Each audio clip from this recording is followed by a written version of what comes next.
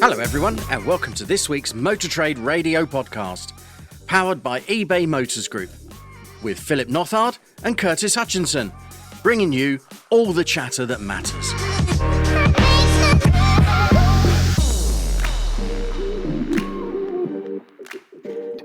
Now, Phil, I know every week we say, oh, another busy week in the motor trade. But, I mean, this week in particular, because it was fascinating. I was just sitting down watching the news, 10 o'clock news on Tuesday evening, and the lead story was about Stellantis. And so we had Stellantis, we had Brexit, we had EVs, and rules of origin in the lead story on the BBC News. Yeah, and I think it's still going on, isn't it? Because obviously, I think further on in the week, then other OEMs have actually backed Stellantis' view. So the story kind of carried on, but we'll get to that one shortly. So this week, if you haven't managed to catch up, then we managed to get a time with Steve Young, and it was partly to do with that BBC story breaking, wasn't it, Curtis? Yeah. We managed to catch up with Steve. He's actually this week he'd been over in Verona, Italian NADA equivalent event over there. He described it as a mini NADA, didn't he? Mini NADA, yeah. So he was managed to get a little bit of time out to talk to us and sort of talk about the breaking story as it was at the time around the Stellantis calling for an extension to the post-Brexit trade rules, or to face a loss of Luton and Ellesmere Port plants, and that's all about this rules of origin, as Curtis just said there, around this import export of vehicles, the battery value within these vehicles, and whether this is now going to start to cause issues, particularly for UK manufacturers who do rely on importing of much of their parts and material for their vehicles. So we will play an extract of that interview with Steve partway through this morning's podcast, and I would urge you to on your podcast feed to go and find the whole interview with Steve, because it's always fascinating value, and we do go into quite a few areas, and we always say to him we could have this for 2 hours, couldn't we, with some of the topics that's going on in the sector, but always worth a good listen. Yeah, and he actually gave us a little scoop as well, didn't he? Now, I'm not going to reveal. We won't ruin that now. You've got to listen to the full interview for that one. Listen to the full interview, but we will possibly touch on it in a later story today. So yes. Now, it's also been Mental Health Week this week. So joining us for a Men-able moment is our wellness wizard, Steve Whitton. And he's actually fresh from this week's launch of Driving Pride, which he shared on LinkedIn, and is all about providing a safe and supportive space for all LGBT plus people within the automotive sector. And we wish him well with that. And it looks though it got off to a really good start, and we'll be hearing a lot more from Steve about that. Definitely. And we did share last week that it was the AM Awards. So we have got a few of the winners, not all of them, that you can actually head over to the AM website there, and you can see all the awards and some of the images, and like a very busy evening there. But first up, we've got the Franchise Dealer of the Year, which was won by Celtic, Subaru, and Mitsubishi of all places. And Independent Dealer of the Year, the winner is FOW Car Supermarket, FOW, formerly Fords of Winsford, of course. Then we've got Used Car Dealer of the Year, and that was won by Arnold Clark. So that's, we can understand why with that one, a significant used car dealer network.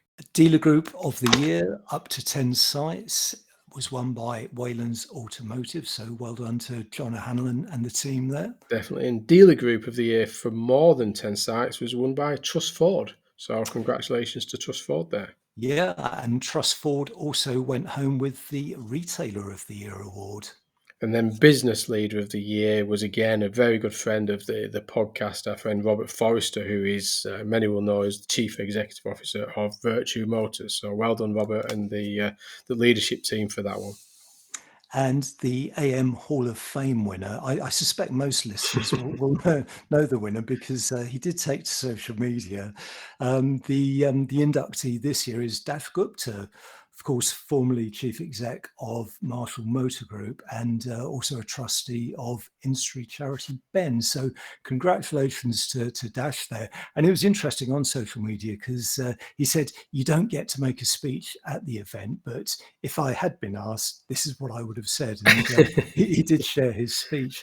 But it also got me thinking, because we're actually coming up to the first anniversary of Dash leaving Marshalls. So I had a little look through Nothing out there the yet. cuttings. Yeah. No, nothing out there yet, but it was the 25th of May last year. And this show goes out on the 20th of May. So we're nearly a year into it. So does that mean the end of the non-competes?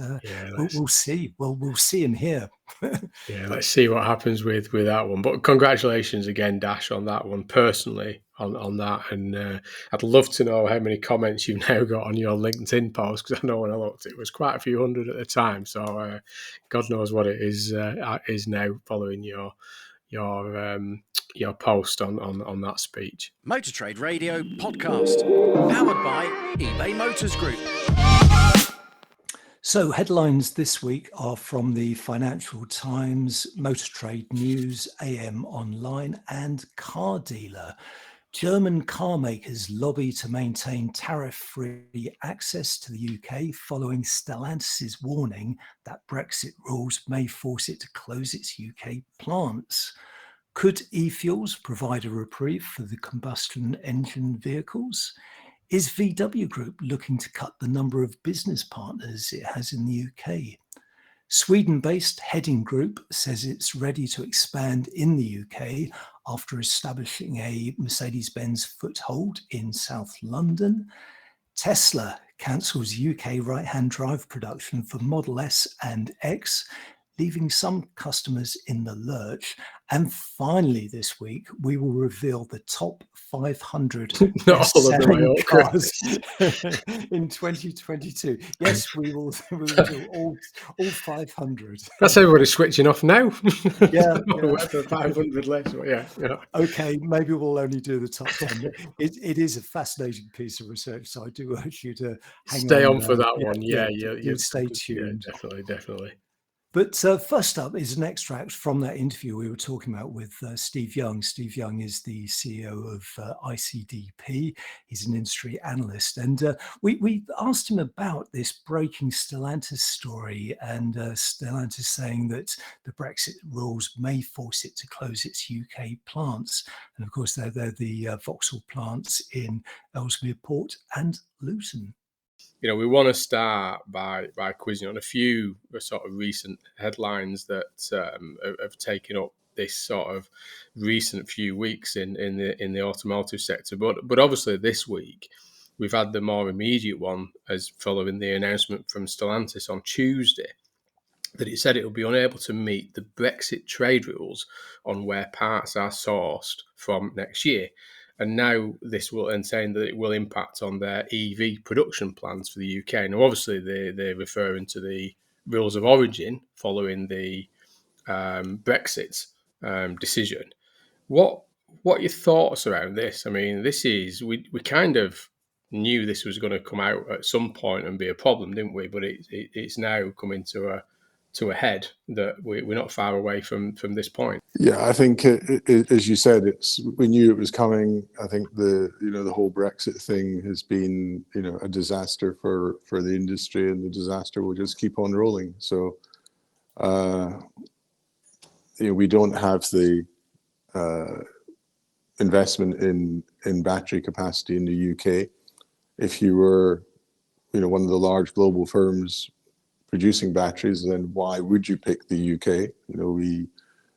We've lost manufacturing capacity here in the volume sector. We're outside of the EU. We're on the western side of Europe. They're about the only well, it might even actually be better off producing your batteries in Cork, because at least that's in the EU. We're not, but we're still equally distant from most of the main manufacturing centres. So it's not a surprise. I think there's the usual posturing going on, as there is with any manufacturer government discussion, to try and get some sort of support. But we would need battery capacity in the UK, something Andy Palmer, ex Nissan and Aston, has gone on about, quite, extensively and vocally in recent months. It's not happening. And, obviously this is, Stellantis is referring to Vauxhall. In the UK, we do obviously export 80% of our production. And obviously we EV is playing directly into this because of obviously the value of that battery into it making up a high cost of the vehicle. I mean, from your perspective, you've touched on it there, how could this impact on, EV production in the UK? Because that leads right back to your comment there around battery production that we haven't got currently in the UK. Obviously, we had the British Volt element, which is now obviously owned by the Australian business. But is there any plans? Do you think the UK government will do anything around this? Unfortunately, I don't think they will. I mean, Nissan have got their own, effectively sort of dedicated battery production for Sunderland. So you can see that's working, and it's one of the star performing sites within the Nissan sort of global network. So, Sunderland's pretty safe. Toyota's only really coming to the BEV party now, but what will they do for battery supply for Burniston? I think, Jaguar have said last week, I think, that 2 weeks ago, that their new EV range from 25 will have a UK sourced battery, and they've referenced Tata as the producer of those batteries, but I've not heard anything, in terms of announcements of a site or capacity or anything else. Perhaps that might be an opportunity. But as for Stellantis, for the production out of Ellesmere Port and Luton for the vans, then at the moment they've got nowhere to go. And by way of a follow-up, Steve, in the BBC's coverage of this story, they mentioned that that this issue could apply to other European countries. They didn't actually name which ones, and the suggestion was that if it does affect countries within the EU, then that may give a little bit of leverage into relaxing the rule changes. Any thoughts on that? I don't actually see how that makes sense, because the requirement is for production within the EU, not production within the individual countries. Because of the way that the EU is based, actually founded on trading across open borders. Then it doesn't matter if you're in I don't know, take the Netherlands as an example, where you have the facility at Born. If they source their batteries from France, or the Audi plant in Brussels sources their batteries from France or Germany or wherever, then it doesn't matter. It's still within the EU. Yeah. So I don't see that as being an issue.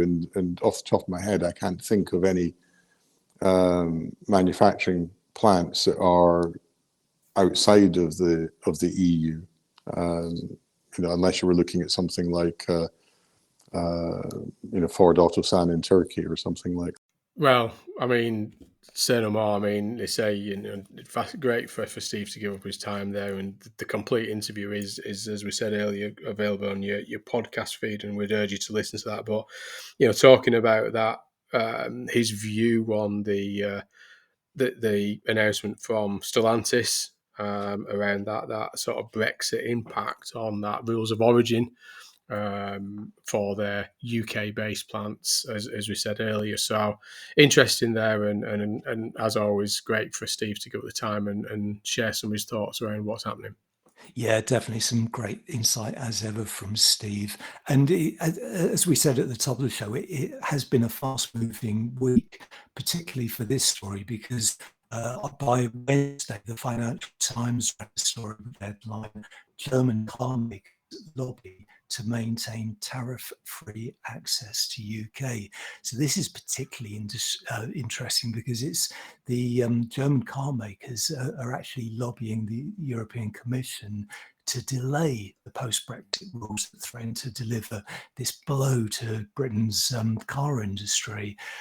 So we will hear more from this story. And I think after this story, Ford said that it wanted a review of the rules and looking at a delay until 2027. So there is more to come on this.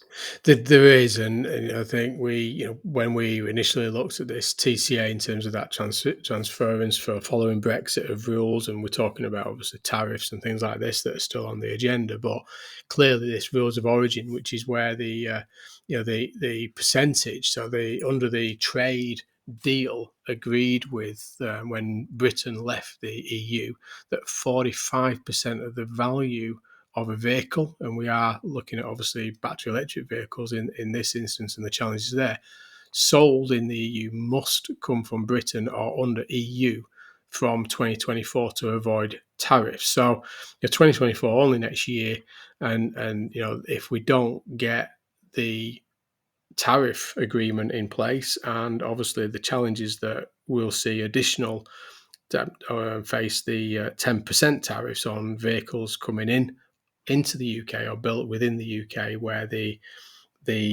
cost of material outside of the UK or Britain and the EU is above the 45%, we incur tariffs. And this is what Stellantis is calling for a delay, that it is going to impact their two plants in the UK there, but actually it's been supported, as you say there, by Germany and other car makers also lobbying the European Commission that it will impact them as well, because those vehicles do come into the UK as well as across Europe.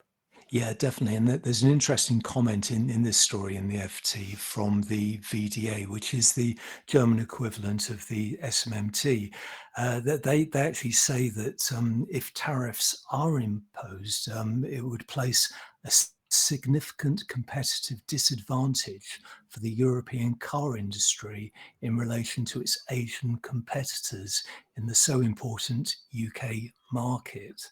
So interesting turn of events there.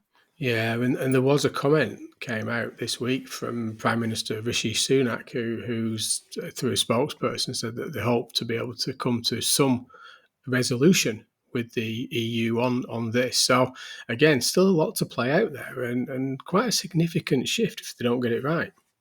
Yeah, and also hints from Jeremy Hunt about, I think he was saying, watch this space. So whether or not there's conversations going on at the moment about the government supporting a gigafactory, because this is what it boils down to, the UK not having capacity, not having the infrastructure on the ground for gigafactories, that they need the investment. And there's strong indications that Tata are looking to the British government to supply some incentives to actually get them to commit to the UK. Because I think at the moment they're looking at UK or Spain.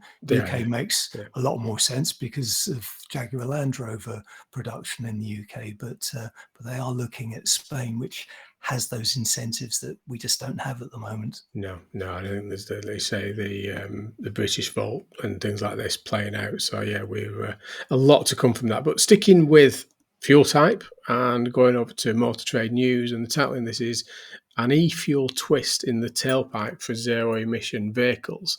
Now, this is a story in Cox Automotive's Auto Focus, but led by our friend of the show, Steve Young from ICDP, who you heard an extract from the interview earlier. But you're talking around this e-fuel subject that was raised over in Germany as an alternative and a reason to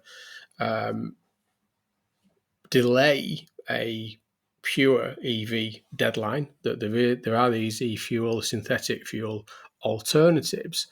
And the UK did really, and talking about Grant Shapps there, that he put a full stop on that. They weren't going to entertain that for the UK deadline market. But this is now starting to play out, and it has created, as you can imagine, lots of debate, because one side is that we've gone through significant investment in pure EV. You've got manufacturers that have clearly put a lot of money and investment and R&D into pure 100% EV vehicles. But actually, there is this alternative, and some agree we should have that alternative. It should be taken into account, and others are just saying, you know what, we're already quite far down this path of pure battery electric vehicles. Don't introduce an alternative to that this late in the day. So I don't know what your view is on this one, Curtis. I'm finding this fascinating because, I mean, this is all about blending e-fuels with conventional fuels and making them more widely available and cheaper. Because my understanding at the moment is they're very expensive. They're for niche products, and not generally available. So the technology is there, and from this report, if it was to come on stream, we could actually see that 2035 ban across the European community, the EU, push back. So, yes. Which throws everything up in the air, because of course our ban comes into place in 2030. So will the availability of e-fuels in the run up to 2030 actually push back our deadline? And that's the whole debate. I mean, at the minute, the UK government is saying no, it's the deadline is the deadline. They're sticking with that. Without getting too much in politics, there's next year to contend with, which we could see a change in the political representation down there at number 10. But there is still a lot playing out here. And Steve makes a couple of points in saying that blending just 5% e-fuels with conventional fuel will save 60 million tonnes of CO2 emissions per annum, and saying that it does make meaningful sense, and this difference and progressing with this blend to 100% over time is a way to allow production capacity to be brought on stream progressively as the cost starts to come down. And it is one that obviously Germany are obviously working hard for, but it seems to be getting some legs in certain areas. Yeah, but whether or not it will get on the agenda in the UK, the government is, as we were saying on the last story, is struggling to get its head around gigafactories and the transition to EVs. So if we start throwing e-fuels into the mix, they may get very confused. And sticking with OEMs and confusion and everything else that's going on in the OEM space, we have got an exclusive here that Car Dealer shared, which was the VW Group blocking sale of car dealerships as it looks to cut business partners. And this is saying that it's claimed that the VW Group is blocking sales unless it approves the buyer, which is quite an interesting one, this one, because Robert talked about it from his financials in the virtue statement, that this is about working with the OEMs closely, that they actually identify acquisition opportunities with their preferred partners, therefore, authorising approval. And they're saying in this story that sources say that the move is part of the plan to cut business partners to fewer than 25, and that franchise holders frustrated as sale restricts to just one firm, reducing value. So, I don't know. It's an interesting one, this one, because how much of this is the shift towards a planned agency model? How much of this is, as it says there, to just have fewer partners? And, there's two ways of looking at that, in terms of a control element. But yeah, I mean, just blocking it in the meantime. And there's a few spokespeople in this having a view on it, isn't there? Yeah, it is an interesting story, this, and Car Dealer have done a good story, a good job on this particular story. So that they say that they've spoken to several sources at different businesses, and interestingly, it includes some who are on the preferred partner list, and they've all confirmed the plans. But obviously, Car Dealer's not naming who it's spoken to. But there is one particular source who's quoted in the story at length, and he does say, this is a long-term ambition of the VW Group. They'd like to cut the number of partners that run its different franchises across the brands down to around 25 across the country within the next decade. And it's worth pointing out that this is very much VW Group. It's across the VW Group brands. It's not VW solely. So again, it's going to be another interesting one to play out. And they do actually reference, I mean, you mentioned Robert Forrester there, they do actually reference the Helston Garages acquisition that Virtue made last year, and which of course didn't include 12 VW sites because they were acquired by Yeomans. So maybe this is an indication of some of the deals that we're going to be seeing in the future. And they did go to VW Group for comment, and in the statement it said that mergers, acquisitions and disposals are an enduring feature of the retail motor industry. Volkswagen Group works closely with its retail partners to ensure future-proofed, sustainable networks focused on the best industry customer convenience. So, I'm sure that won't be the last we hear from that one.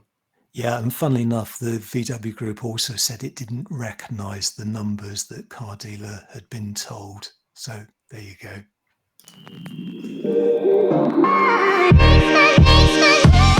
You're listening to All the Chatter That Matters on Motor Trade Radio, powered by eBay Motors Group. This is your weekly one-stop shop for all the biggest car retailing headlines from across the media, available on demand wherever you are on your podcast feed. Next up is our latest Menable Moment, looking at mental health and well-being awareness, issues and best practices across the automotive sector, with me, Stephen Whitton.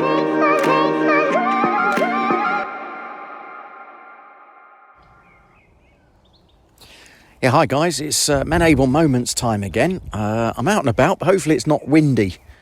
No, it's not windy, but you might be able to still hear some birds tweeting in the background.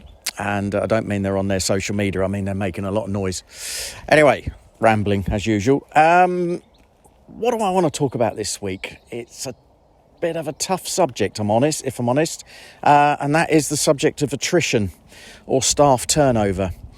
Now, the reason that's come to mind is that there are a lot of people who comment quite regularly on social media that people don't leave jobs, they leave bad managers.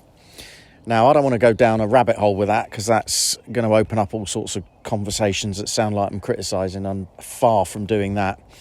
But I'm sure that we can all remember jobs that we've had in the past where we've not got on with our employer or our manager, and as a result, it's only going to end in one thing, and that is with us leaving. And I'm still getting stories and hearing things that's still a bit of an issue. And I think in a marketplace where we're struggling to gain and retain good people, it's about time we started thinking about what are some of the other issues that are causing that. Now, we're in the process of launching something that's going to be a fairly big thing for the industry, I think, and that is a bit of an accreditation program. More details on the Menable website. But in the pilots that we've done, we've had a couple of dealers that, although they've scored really highly on all of the things around culture and workplace and so on, they've scored low on people. And one of the things that came out recently in a conversation was somebody who said that they've still got a 41% staff turnover. And when I've spoken to a couple of other leaders about that, they actually think that's quite low. And I was thinking, wow, 41%, that's ridiculous, because in this particular business, that's 14 out of 34 staff over the course of a year. Now, if it's costing on average 23 grand a time to replace somebody, if you take into account the downtime and then the uptime of the new person plus recruitment costs. 23 grand a time in a business with 34 employees at 41%, that's costing you £322,000 a year. I don't know about you, but for any business right now in the current marketplace, with profit margins being squeezed as they are and costs and so on, is that really a cost that you want to continue having? So if there's any work to be done on that, then I would say let's start having a close look at attrition and staff turnover. Now, this week is Mental Health Awareness Week, and I've got to say there's probably an element of something within that is worthy of taking a bit of a check-in on as well, around what's going on for mental health and well-being of staff, and what impact is that having on them making decisions whether they stay with you or not. And we've been releasing some podcasts this week. We've recently done some podcasts in association with Jardine Motors Group, and we've got 6 inspirational stories to share, and they're going out, or they've been going out every day this week. So you can check those out on YouTube or on Spotify, and they're under Men Able Matters if you've not seen the links on LinkedIn and stuff. And in one of those, somebody talked very openly about the fact that, although it's not the case now because she works with Jardines, but in the past, a couple of other jobs that she's had in the automotive industry, she actually did say she's had some pretty bad managers. Now, again, I don't want to go down this road of criticising management and leadership, but it definitely is a development area for our businesses. And it's something that I'm seeing more and more. And it could just be a piece of the jigsaw in the whole well-being and mental health thing that we really do need to think about. So anyway, have a think. What's your attrition rate at the moment? The peacock or whatever that was liked it in the background. What's your attrition rate at the moment? And what's the impact that that's having on your business? And what can you do about it? Just as an aside, or linked to that, I guess it is really actually, that the conversation I had with this particular dealer that's got a 41% attrition rate did actually say that he's got managers in his business that do believe that they can interview and recruit somebody on the basis of a 5-minute conversation.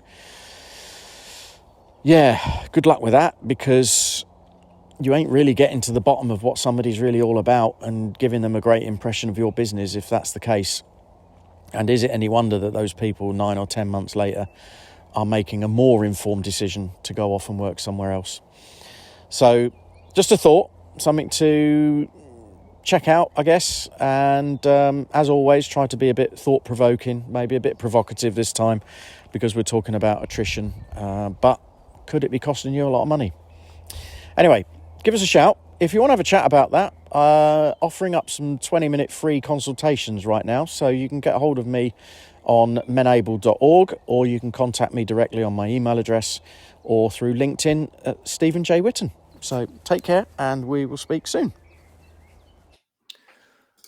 Well, another live outdoor broadcast from Steve Whitton there. Yeah. Birds were in full bird song there. They were. It seems to be a regular now. He seems to be out and about doing it. But some poignant messages there in Steve, especially on the well-being week, which we, I think generally it's. I think people tend to be dropping the mental health element now and focusing as the well-being as doing the focus reference, because I think mental health brings in other permutations of health and things like that, but this is about well-being. So again, great update there from Steve, and we will get him back on the show in person at some point in the future. Yeah, definitely. And he did mention if you'd like to email him. So his email address is Stephen, that's with a PH, .whitton@menable.org. So, heading over to AM Online and talking about Hedin Group again, and they're saying that Hedin ready to expand in UK after Mercedes-Benz RG and that's the retail group takeover. So this is based on the recent purchase. I think we mentioned it on the podcast about Hedin Group taking on some of the southern Mercedes-Benz retail group sites. But he was recently interviewed, which he kind of indicated and cited that they've got eyes on more Mercedes and potentially a dealer group. Yeah. Now, the backstory to this is that Hedin, they're a Swedish-based dealer group. They're one of the biggest groups in Europe, and as you say, they bought these Mercedes-Benz retail group sites. They're all around the South London area. So there's the Brooklands Mercedes-Benz World in Weybridge. There's a site in Dartford, another in Croydon, and another in West Bromley. And in this, he had an investors call, and as Hedin, the owner of Hedin Group, and had an investors call during the week, and he does say that he really sees this cluster of 4 Mercedes-Benz sites as being a foothold from which Hedin will build up its scale in the UK. So it's very much, him laying his cards on the table here, and he is talking about growth in the UK, and it's also worth just giving a bit of context, because Hedin currently operates 270 sites across 13 countries. And as a group, they represent 44 brands and employ 8,000 staff. So it just gives you an idea of the scale of the group, and it's how they can actually back up those ambitions.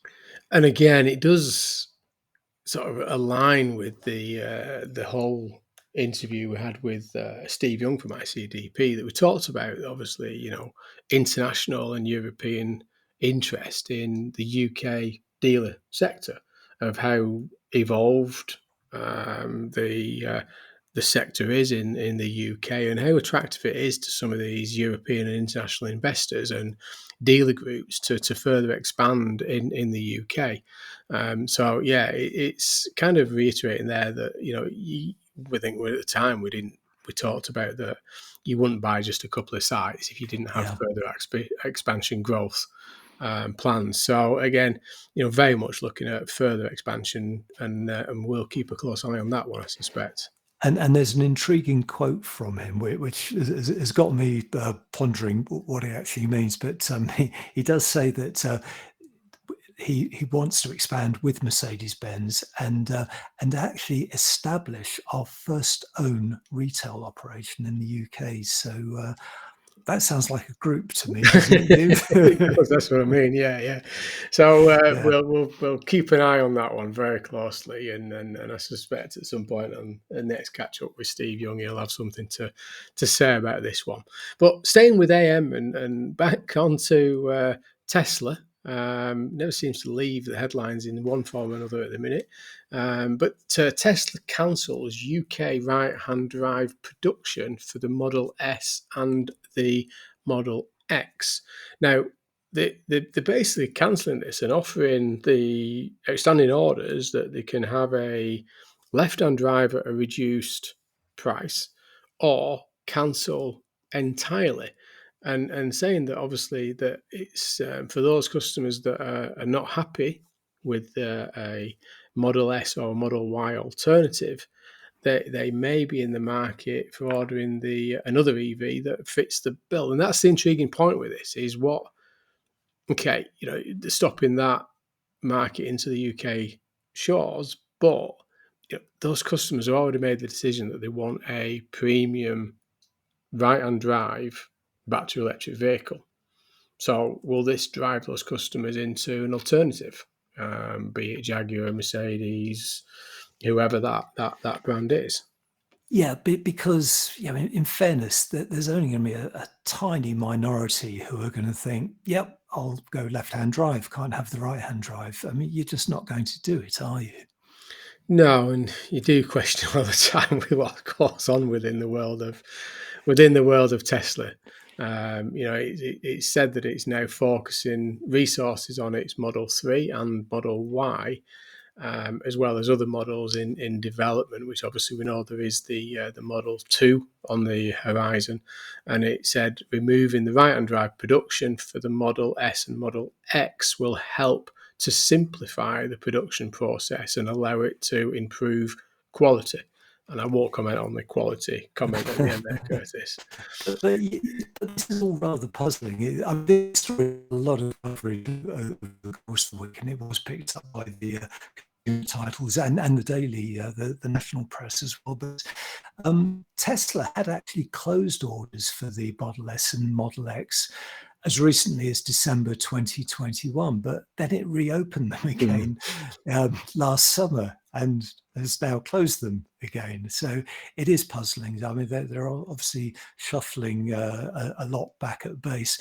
And this does affect other right-hand drive markets, including the Republic of Ireland, Australia, and other right-hand drive markets. So it's not purely the UK. But there is something a bit, I don't know, dare I say Trumpian about some of the Tesla announcements, because they just come from nowhere. It's a fait accompli. If you've already committed to buying a car, you're offered these alternatives, which aren't really much of an alternative. So it is puzzling, but they don't kind of care about their PR in the way that traditional OEMs do. No, and that is the thing with this. I mean, whenever I get in a customer or internal conversation, particularly around the battery electric vehicle market, and Tesla comes into it, you got to. And we had this with Steve Young on the interview when we talked to him about the repricing strategy of Tesla. And subsequently, they put the prices up now of some of their products as well. So after all this time of dropping, the impact that it had on the marketplace, they started to put some of the prices back up again. And you've just got to sit there and you just cannot work out what is in the mind of Elon Musk or Tesla, of what they do in the market. So let's see what does happen, and what the impact is, because we know he's got a production target of 1.8 million for 2023. So I suppose we'll see what this does to that, because does it lose confidence in general in that Tesla product if these kind of things are done so reactively and so quickly in the market, be it price reductions, price increases, cancellation of products, and then products, as you say, back in the market again, and then just cancelling them. If you don't want a left-hand drive, you can't have a car. How long is it before the audience go, do you know what, actually, there are alternative options for me with this. I don't need a Tesla. There are alternatives, and how damaging will it become to the Tesla brand in the long term? But we'll see. Let's get on to the final story, because we do like this one. When we sort of touched on it at the start, and I've got to commend you on finding this one, Curtis. Well, to be fair. So I can't take all the credit, because it was a post from a friend of the podcast, Dale Wyatt, who heads up Suzuki in the UK.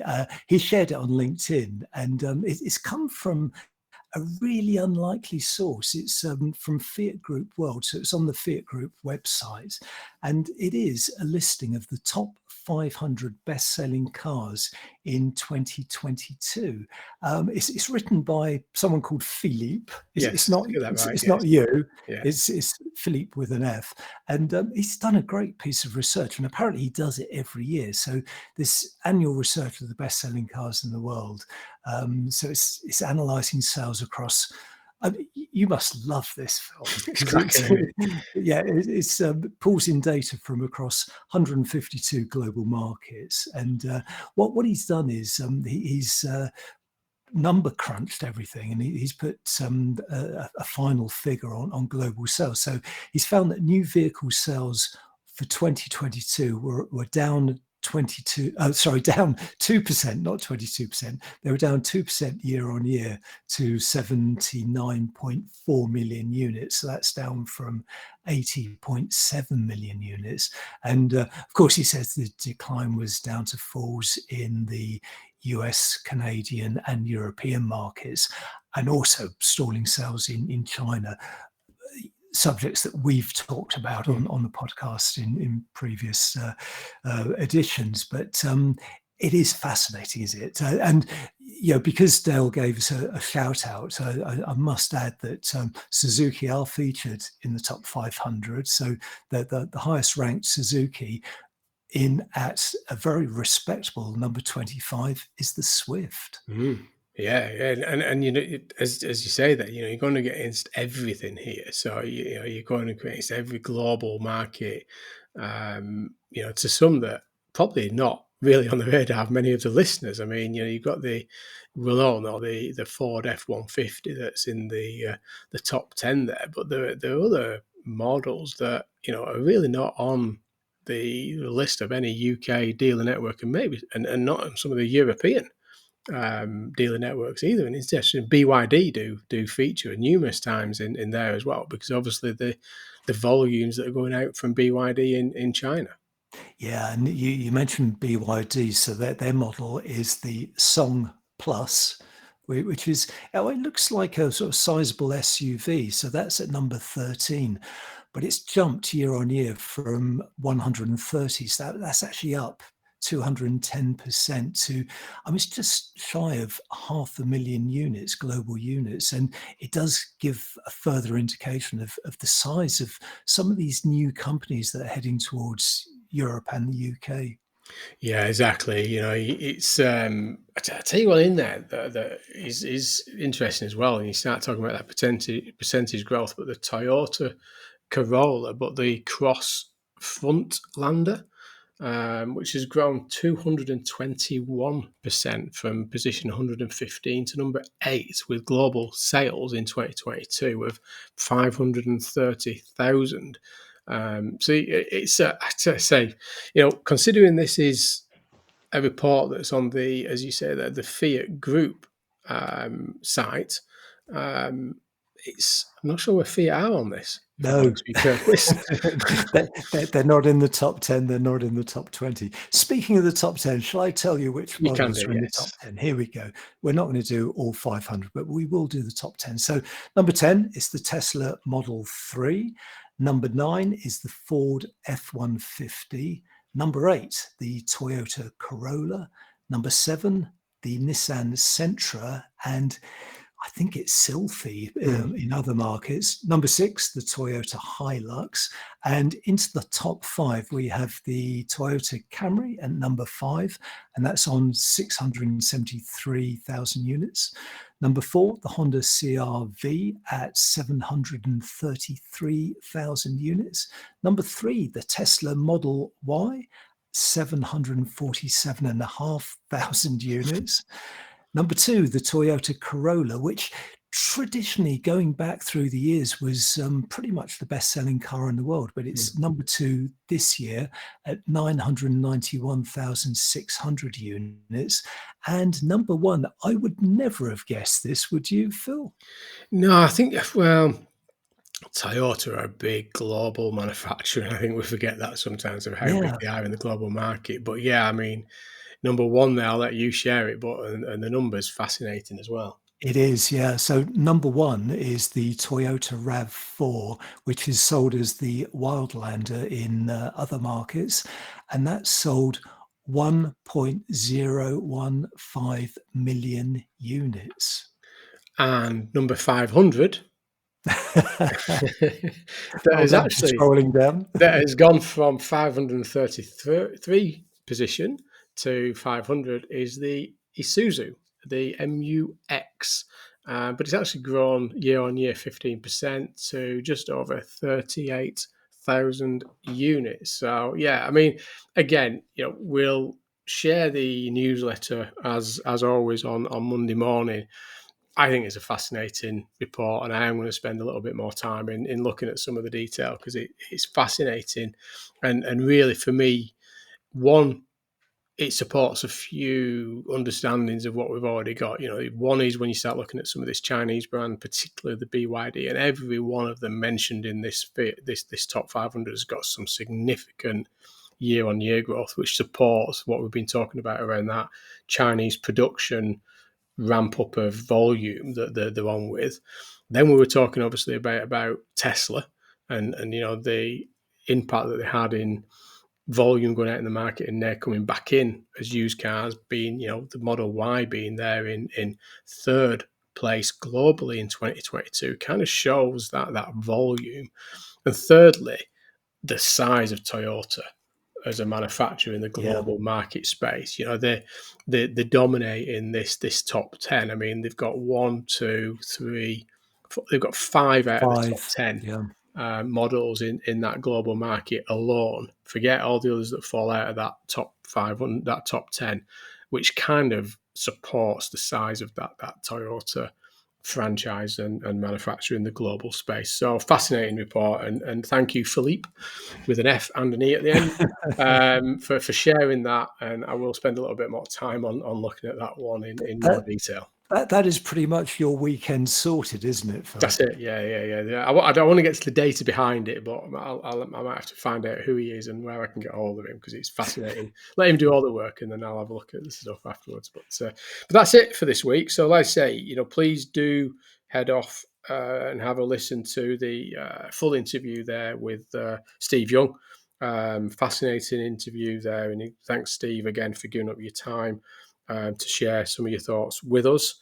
And there are obviously other interviews still there, and you will get the newsletter on Monday morning to your inbox if you are subscribed to the newsletter on the LinkedIn page of Motor Trade Radio, and that will give you all the links to all the newsletters we've shared, the press releases we've shared this week, including the one from Fiat that doesn't mention Fiat in it.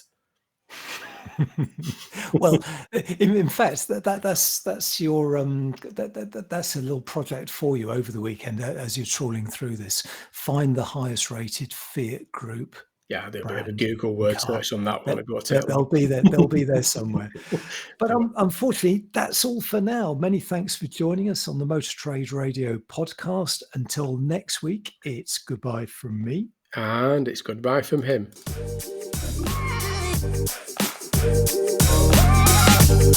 You've been listening to Motor Trade Radio Podcast, powered by eBay Motors Group. We'll be sharing all the links from this week's headlines on Monday morning. So to make sure you receive them, just subscribe to the free newsletter on our LinkedIn page. Just search Motor Trade Radio Podcast.